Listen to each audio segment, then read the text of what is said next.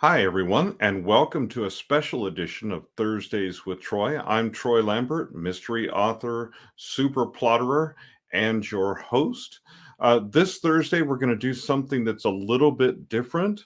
What we're going to do is we at Plottr have always had in our program starter templates. And what those templates let you do is they let you start your story with kind of a proven method that helps you keep your pacing in line and keep your story one that engages readers because it hits all the points that readers are looking for at the right time in the right place. Well, what we've done is we've revised those starter templates and added a great bit of detail to them that makes them much more educational, easy for you to follow along with. And so what we're going to do is we're going to explore one of those today. We're going to take a deep dive into the hero's journey. Now, the hero's journey is one of the most common plot types. It's used by authors for all different types of genres, and we're going to explore that a little bit. But we're going to just jump right in and look at this new template, the information that it gives you, and I'm going to explain exactly how the hero's journey works, kind of using a really common example. And I'm going to explain a couple different ways that you can use Plottr to create your story using this template. Okay, with that, we're going to dive right in. So the top line of this Plottr file is what you get when you go and open a new project with a template. Okay, when you do that and you select the hero's journey, you're going to have the top line. And within that top line, we're going to have some very simple things. Now, in this case, we've designated the top line as chapters. You can designate them any way you want, as scenes or beats or whatever you would like. And you will see that in this hero's journey, there are 12 of them. There are 12 different chapters, 12 different beats or sections that you're going to cover. Okay. Now, what we've done here is I've taken a really popular movie. So, warning, there are spoilers included in this. So, if you haven't seen The Lion King, you may want to pause, come back to this broadcast once you've watched it. But if you have seen The Lion King or if you've read Macbeth, you kind of know this story. And we're going to walk through that a couple different ways in a detailed and a simple way of using the hero's journey to illustrate the different points that we're going to make in these instructions. So the first thing that a hero's journey starts with is the ordinary world. Now you notice in this section, the way we've constructed this template is you can add your details right here in this scene card. But when you open the scene card, what it's going to tell you is where this is in the story. We're in the very beginning of Act 1. And then it's going to tell you what typically happens in this type of story. And the bullet points are going to give you a few different options for different ways to start your story. Essentially, a story typically that follows the hero's journey, starts with the ordinary world. This introduces it to their normal everyday life, as well as something that'll soon come to disrupt it. We usually introduce the antagonist or the hero's problem that's coming at this particular part of the story. So, first, we're going to introduce the readers to the hero and their world. Second, we're going to be sure we're establishing a three-dimensional character with flaws, desires, problems, and a unique personality. In other words, we're going to have a character that people actually like and want to follow through a story. If your character at this point is just kind of a cardboard cutout type thing, people aren't going to react very well to that. The other thing is to remember is that you can showcase the hero's comfort with their everyday life and activities, even if those are things that are not normal to us. So, for instance, if you are introducing a fantasy or something like that, you can introduce a fantasy world where things are different than they are in our world, but where the hero is very comfortable with those things as they are because it is their normal.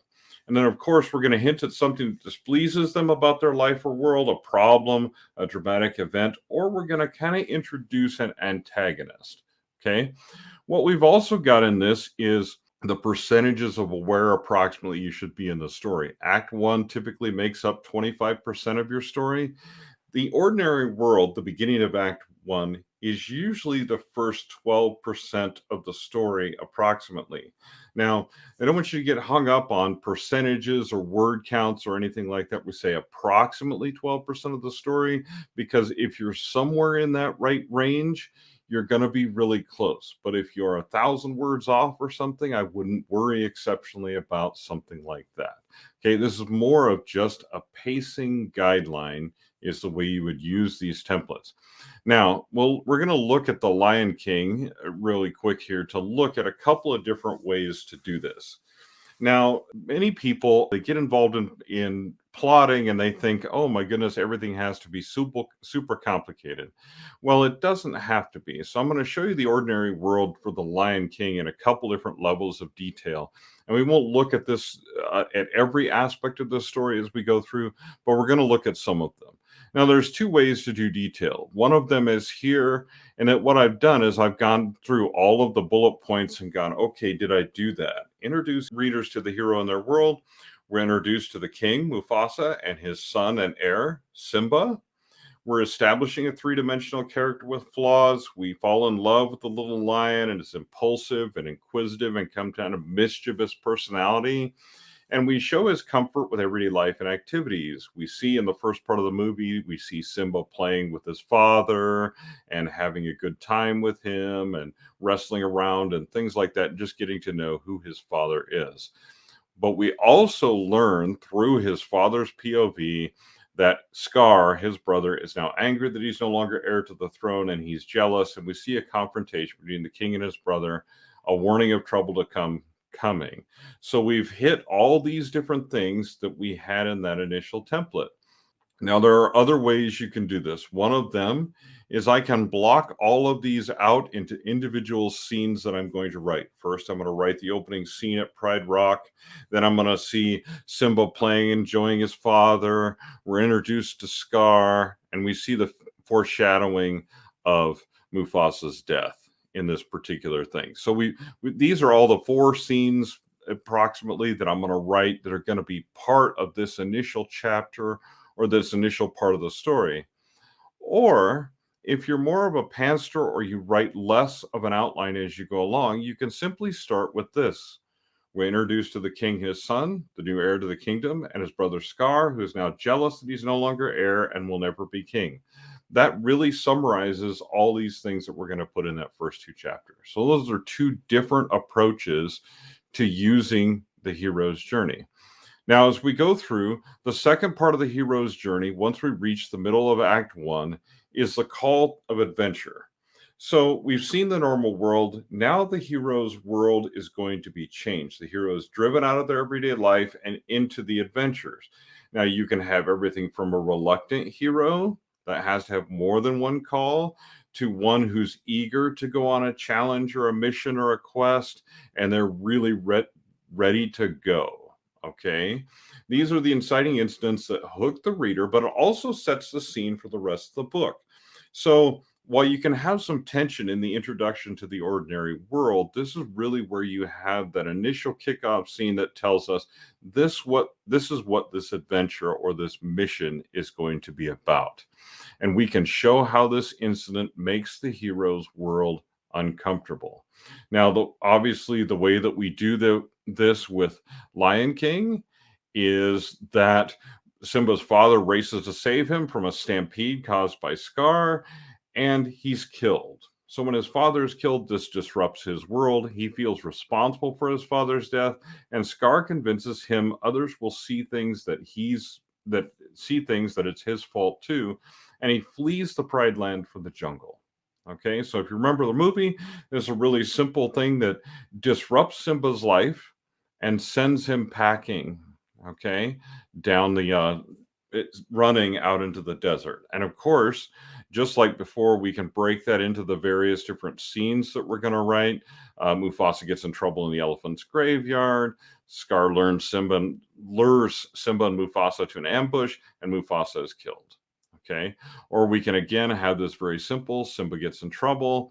His father races to save him. His father's killed by Scar, who convinces Simba that it's his fault, and Simba runs and flees into the jungle. Okay, so we can either go detailed or we can go simple either way.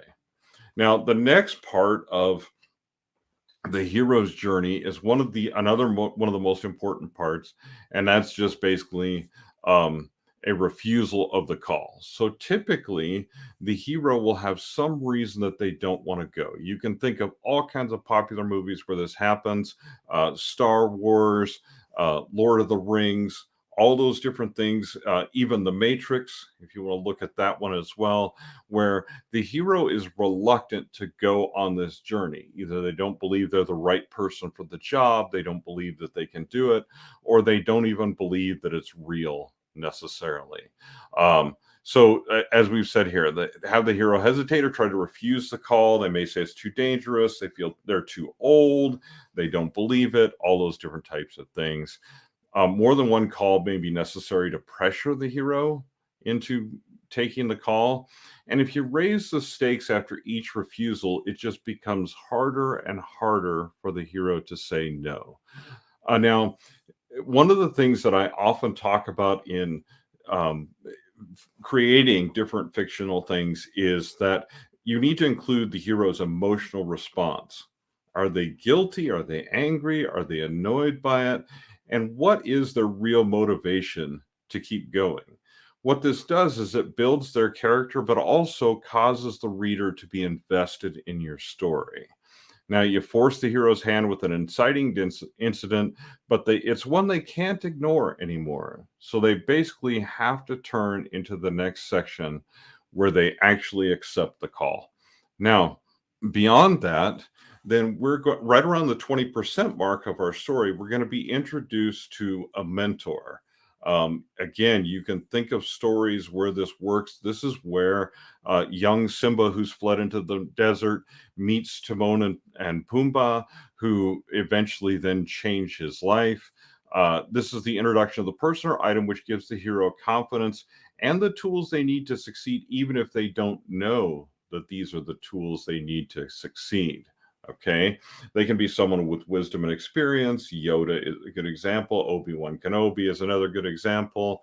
And you need to identify the knowledge and tools so that the reader understands what those are.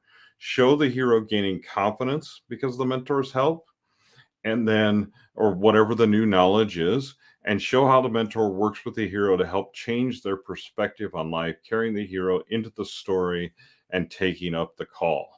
Now, this is it's a little bit different when we talk about the Lion King. But if we think about this, Simba's new pair of friends convince him to leave the past behind and live life as it is. He becomes comfortable as he adapts to their approach in life.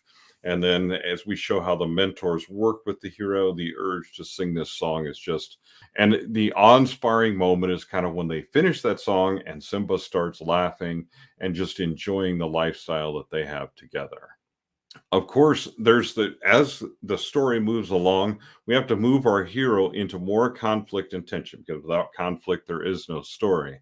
So the hero has gained some knowledge, confidence, and tools he needs to start the journey. However, their training may be cut short. Think of Luke's training with Yoda that is cut short by the fact that he feels like he just has to go, even though he's not ready. All those various different things. So something pressures the hero out of the ordinary world into the unknown world. This is the first point of no return, which tests the hero and has them kind of officially commit to the challenge and the journey before them. This is an abrupt moment, usually with high stakes, tension. This is something where the reader is sitting on the edge of their seat, or they're reading through the chapters and they just can't stop reading because they want to know what happens next.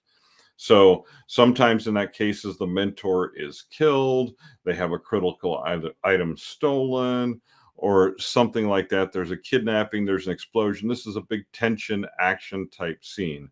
And we need to see the hero leaving the comfort of their world and setting out to face what's in front of them. And here is where you also reestablish the central issue or the hero's task. So what is this mission really about? And what is the hero really going to do? Is he going to get rid of the ring in the mountains? What is he actually going to do? So it's very important that you do those things as well.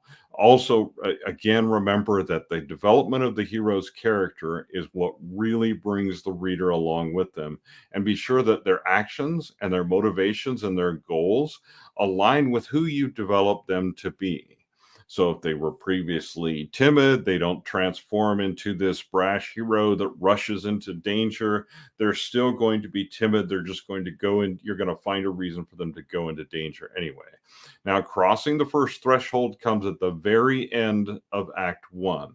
And we're going to do what we call break into Act 2 from there. Okay? So that's the meeting of the mentor, the crossing of the first threshold. And then we come to a little better moment in some cases in the hero's journey. The hero steps into the unknown world. He meets some challenges that test their new abilities. And while they have some of the things they need, they don't know what to do with everything that they have with them. Whatever tools they have with them, they may not know how to use them.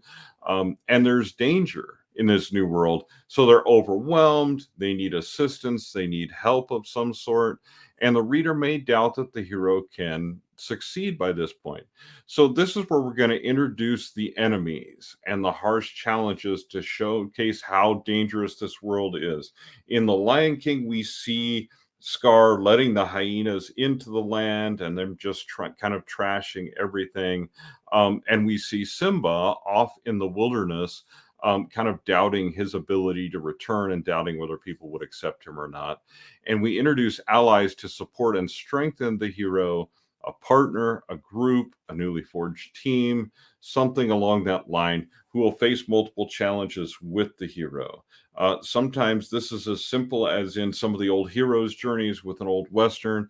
This is as simple as the cowboy finding a horse, or him finding someone else that he can team up with, or something along that line to go right into that next strange town. Okay. Test the hero with their allies to see how they function together. It's good at this point to have opposites. Your hero and his sidekick can often be opposite people. If your hero is timid, you can have a very bold sidekick who's going to just rush into danger without even thinking about it, that type of thing. So those opposites are often a really great way to produce conflict within the team of the hero that's going to ultimately win out in the very end. And not all allies may survive past this section. This is often where you would have, red shirts in Star Trek that would, get killed off, or whatever the case may be. Also, not all allies may remain loyal, and not all enemies may remain foes. You can see this in films like Fast and the Furious, things like that, where allegiances change really quickly, things like that type of thing. This is an opportunity to add more characters to the story if you need to, and plan the character development of supporting characters to ensure they're strong, but you don't have to put a tremendous amount of time and wording into developing those supporting characters. You can develop them really quickly through their actions and through what they do. They don't always have to align with the hero. As I was saying, it's actually kind of good for have them to be opposites and have some conflict within the team. And I'm sure that you can think of stories where this actually happens, is there's conflict within the team, and they have to overcome that as well as overcoming the bad guy. Now, this all happens around the 30% mark of the story. And then next we have the approach to the innermost cave. Here's what's happened is the hero has survived the previous tests and journey into the unknown world. And this is one of those breather chapters where your reader can breathe for just a moment. If your hero's been hit by setbacks, this is an opportunity for them to sit around the campfire and regroup and create their plan for the final confrontation. Maybe they're gathering more tools. Maybe they're going over the plans, something along that line. It's a good place for a morale booster or a visit from the mentor to go, okay, hey, I can actually do this. This will actually work for me. By the end of this section, though, the hero should be entirely separated from the ordinary world and have survived something that reconfirms that, like, I am on this quest and I'm going to finish it. Okay. And the bullet points just go through these various type of things, highlight them creating a plan, but encountering hardships along the way. Now, the thing to remember about these bullet points is that they don't all fit every kind of story. Okay. If we back out of this and we look at Lion King again, what we see is that Nala asks Simba to return to the Pride Land and take the throne. He refuses because he still feels guilt for his father's death and feels that others will see it as his fault too and won't accept him as king. But that doesn't exactly follow every one of those bullet points. It really depends on your story and how we're moving our hero along the way in his quest, which in Simba's case is essentially to return home. Okay. So you can see that it's not always the same when you look at these things with each kind of a story. And we're going to talk about that in just a minute, too. So now we're going to come to the middle of Act 2, which is really the midpoint of the whole story. So now the hero has entered the innermost cave. They have to face their biggest test, which is going to lead them fairly quickly to their darkest moment. It's the central conflict to the story. So it's the point at which the hero has to draw on everything they've learned, all their new allies, in the face of something that is dangerous. And usually at this point, they have to make a sacrifice. Sometimes that sacrifice is one of their allies that's along the journey with them. That person dies, that person gets hurt, that person gets taken away from them, kidnapped, whatever the case may be. And so the hero, this often isolates our hero as well. It brings him out of a place where he's with friends and he's figuring things out to where he isn't. Okay. And remember that when there's a confrontation with the antagonist, when your hero is at the lowest moment, then your antagonist is at their highest moment. So if you're showing your antagonist point of view, or if you're even just letting the hero get a glimpse of them, this is the moment when the antagonist is celebrating. They are in a good place, they have overcome, and their goals and their desires are something that's within their grasp. And at this point, the reader thinks, or I'm not sure that the hero is going to make it. But by the end of this, your hero is transformed into a stronger person because they have overcome them. Okay. And the hero's perception for the rest of the story is altered by these events right here. So if one of their allies has died or been separated from them, that drives them harder towards the final confrontation. It ups the stakes, it increases their motivation, and it increases their emotional involvement as well. This happens right at the 50% mark. It's often called the midpoint in other types of story structure. And this is where Act 2 takes up 50% of the story from 25% to 75% of the story. So Act 2 is right in the center of the story since we're dealing with a 3-act structure. If we were dealing with a 4-act structure, it would look just slightly different. Okay, so it may look different in different templates. Okay, and this is often too called other things. Okay, the ordeal is sometimes called the midpoint, it's sometimes called the crisis, it's sometimes called other things depending upon the type of story that you're dealing with. Okay, now after the ordeal, we're going to kind of come back up for a moment and have a reward for our hero. Towards the end of Act 2, the hero's been broken down, they've been kicked, but they've survived. That means there's some kind of reward for them. Now, in a crime story, this can be that the detective latches upon this clue after his failure. He thought one way was the right way, it's not the right way. Now he's failed. Now he's found this clue, and this clue is the key to the mystery. This is what's going to help him come out of this dark point and head towards a brighter one. It's a moment to stop, celebrate. You let your reader catch their breath a little bit here too. This is not the climax, but this moment kind of allows a little bit of or emotional reset, and there's a little bit of victory for our hero. After he sacrificed, he got something in exchange, and it propels him on towards the climax of the story, even if that's going to include a dark moment for him. Now, be sure you're letting your reader know, but subtly, obviously show them, don't tell them how this reward will aid the hero in the rest of their journey and how it plays a central role in the defeat of the antagonist and their forces. Okay? Now, this part comes right around the 70% mark. We're at the end of Act 2, and we're about to move into Act 3, which is the final 25% of the book, the final quarter of the book, and this is where a lot of the action happens. Now, when we get to the next part, we're going to look at the road back. So essentially, now our hero has turned around. They were out of the ordinary world, they were in the unknown world, and now they're trying to head back to the ordinary world. This is where Timon, Pumbaa, and Nala all head back to the Pride Land in The Lion King. Okay, the hero's trying to head back to the ordinary world, but there's danger along the way. Maybe there's hyenas, maybe there's some consequences for getting the reward. The reward came, but it came at a cost, and now the hero has to pay that cost.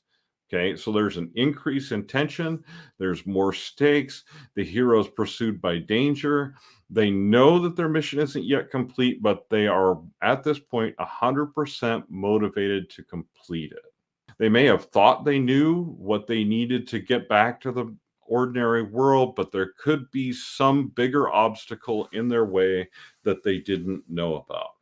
Okay, this is the catalyst for the hero to basically transition them towards the final battle. It forces them to just press forward anyway, regardless of what the danger may be. Okay, and this is often where there's a twist in the story. Maybe there's a larger danger than we thought. Maybe the danger is different than what we assumed it to be.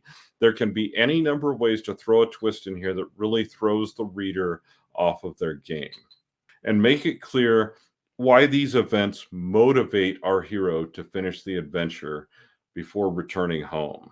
Okay, they have to have a motivation for going into that final climax, whether that's to rescue perhaps the mentor who was taken away from them earlier in the story, or to avenge someone's death, or whatever the case may be.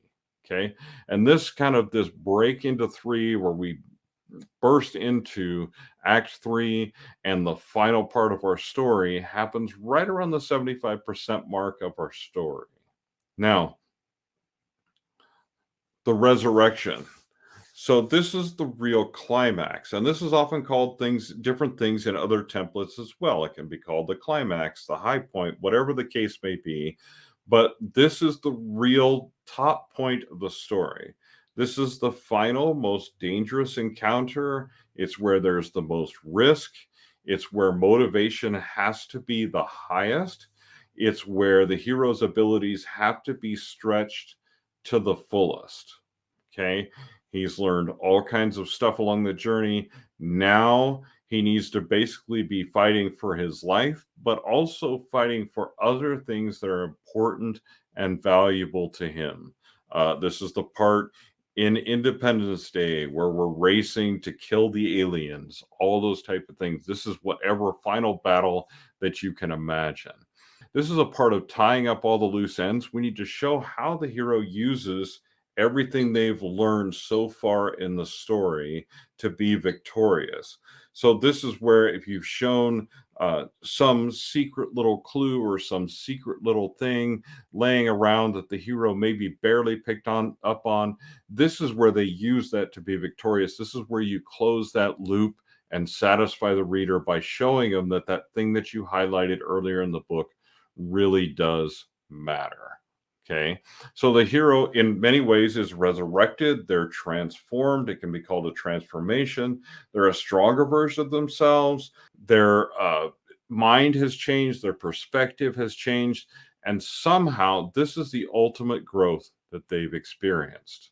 Okay, the hero may need to sacrifice their life to save the lives of others and the world, but do be careful with that one, especially if you're writing a series, because that can be a challenge. Just ask the guy who wrote the first Rambo book, David Morrell, and how he had to transform that to change that into a series. Now, we have to prepare the newly transformed hero to return home again, and there could be some reluctance here.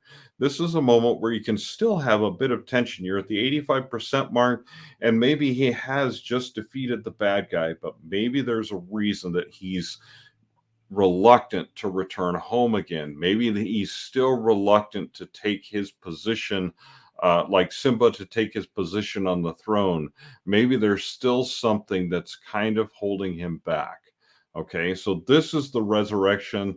This is when your hero defeats the bad guy. This is the real climax of the story. And after this, what we have is we have the return home. Okay. Now, the hero returns home a changed person, new strength, new confidence, new kingdom, all those different kinds of things. This is the very last part of the story. It happens around the 95% mark usually. And this is like in Lion King, where the Pride Land was restored. And now that Simba was on the throne again, there were all kinds of good things happening. Okay. And then at this point, this is where you can kind of decide where you're going with this book. If this is a one-off book, you can decide if the hero chooses to settle in and kind of says, yay, I'm home, I'm going to settle into my normal life. Or if their journey has opened kind of new possibilities to them and they're like, hey, I really like this adventure lifestyle. Okay. If this is part of a series, like it says, leave some loose ends and room for further character development for the hero, and consider leaving a tantalizing unfinished storyline or setting the hook for the next book. For instance, instead of killing the bad guy at the last minute, the villain disappears or escapes somehow. So we kind of have a happily for now ending, but we know that there's still a villain out there, and that villain can still make a comeback and cause problems for our hero. And that leaves us open to a second book or to an additional book in the series, depending upon how you have those things set up. So that's something that's really important to look at. Okay, so this is the hero's journey. Now we can look back and see that there are ways, in the simple one, we can have just a few sentences, or just in this case, the title is enough to write something. Simba returns to face Scar. That gives me a lot of room for my creativity in writing. It doesn't mean that just because I have this plot that it's stifled my ability to just be creative and write that in a variety of different ways. In fact, if we had 5 or 6 writers sit down to write the same kind of a thing, we had a very loose plot like this, we'd come out with 5 or 6 very different stories. Okay, so you don't have to be intimidated by that. You can have simple sentences that explain your various different things. And remember that the approach to the innermost cave or the ordeal doesn't have to look the same with every single story. There's a similar feel, a similar to approach to each one, but it's a very different type of scenario with each type of style and story. And then if you want to, you can do like I've done here, and you can break out individual scenes that you're going to write. And you've broken basically the hero's journey out into a bigger, larger outline that gives you more direction as far as where you're going to go. Okay. And that doesn't have to stifle your creativity either. That can actually spark your creativity. When you sit down to write, you've got an idea of the direction that you're going and what you're going to write next. But I'm going to show you one other thing when it comes to the hero's journey. So we've got this detailed outline, which we can do any number of ways, or we have the simple outline where we just have chosen a few sentences. And we could, in these scene cards, we could write those few simple sentences right here above these lines.